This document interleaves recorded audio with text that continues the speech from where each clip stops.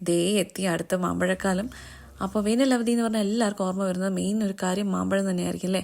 അപ്പോൾ ഞാൻ ഈ ഒരുങ്ങി എങ്ങിട്ടാണ് പോകണമെന്ന് വെച്ചാൽ മാമ്പഴം പറിക്കാൻ വേണ്ടിയിട്ടാണ് കേട്ടോ. എല്ലാ വർഷവും ഞങ്ങളൊരു തോട്ടത്തിൽ നിന്ന് ഇതുപോലെ മാമ്പഴം പറിക്കാൻ പോവും.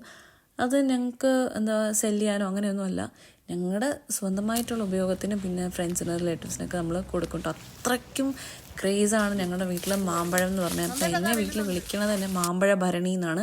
അതെനിക്ക് തലമുറയായിട്ട് കൈമാറി വന്ന ഒരു പേരാട്ടോ. എൻ്റെ അമ്മുമ്മ ഇട്ട പേരാണ് ശരി. അമ്മുമ്മയ്ക്ക് എല്ലാവരും കളിയാക്കി വിളിക്കുന്ന പേരാണ് മാമ്പഴ ഭരണി എന്ന്.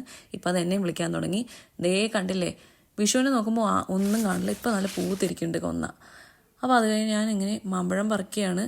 അപ്പോൾ എൻ്റെ അച്ഛൻ എന്നെ വഴക്ക് പറയും കേട്ടോ. അങ്ങനെ മാമ്പഴം പറിക്കുകയല്ല ചെയ്യേണ്ടത്, പൊട്ടിക്കുകയാണ് ഇത്ര. അപ്പോൾ അതാ ഇപ്പം ഞാൻ പറിച്ചു കഴിഞ്ഞാൽ നല്ല വഴക്ക് കിട്ടി. അപ്പം അങ്ങനെ മാമ്പഴം പൊട്ടിച്ചു അച്ഛൻ പറഞ്ഞതുപോലെ. അങ്ങനെ ഞങ്ങൾ മാങ്ങയെല്ലാം പറിച്ച് അവിടുത്തെ പുളിയൂരിൻ്റെ കടിയെല്ലാം കൊണ്ട് ദിക്ക് നിറയെ മാമ്പഴമായിട്ട് വീടെത്തി. മാമ്പഴമുണ്ട്, മൂത്ത മാങ്ങയുണ്ട്, അത് 2 ദിവസം കഴിയുമ്പോൾ പഴുക്കും. അങ്ങനെ ഞങ്ങൾ ചെയ്യും. അപ്പം തന്നെ അച്ഛൻ്റെ ഫ്രണ്ടിനൊക്കെ കൊടുത്തയച്ചു. അതിലുള്ള പഴുത്ത മാമ്പഴം എല്ലാം ഞങ്ങൾ നോക്കി കട്ട് ചെയ്ത് നല്ല ഫ്രഷ് ജ്യൂസ് വിത്തൗട്ട് ഷുഗർ കുടിച്ചു കേട്ടോ. ശരിക്കും പ്യുവർ ഓർഗാനിക്. അപ്പോൾ എൻ്റെ ഈ കുട്ടി മാമ്പഴ വ്ളോഗ് ഇഷ്ടപ്പെട്ട എല്ലാവരും ലൈക്ക്, ഷെയർ ആൻഡ് സബ്സ്ക്രൈബ്.